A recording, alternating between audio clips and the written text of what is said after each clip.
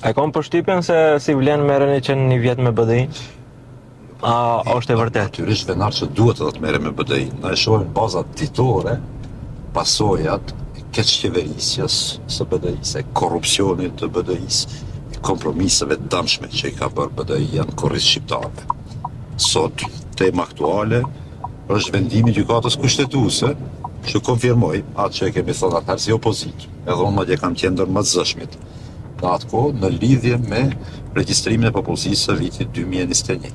Tash, unë e kuptoj BDI në periudhën e Gruevskit kur ata ishin pozitë të sklavit.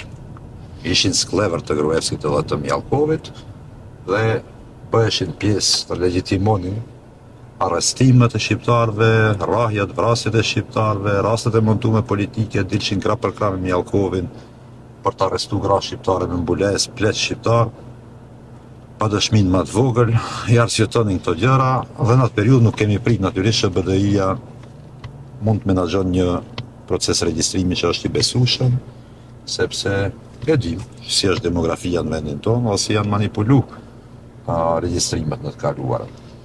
Ata atëherë e dështuan procesin qëllimshëm, sepse kishin në mision, shkaktuan dëm buxhetit prej 3 milion eurove dhe nuk mbajtën përgjegjësi ligjore për këtë pjesë.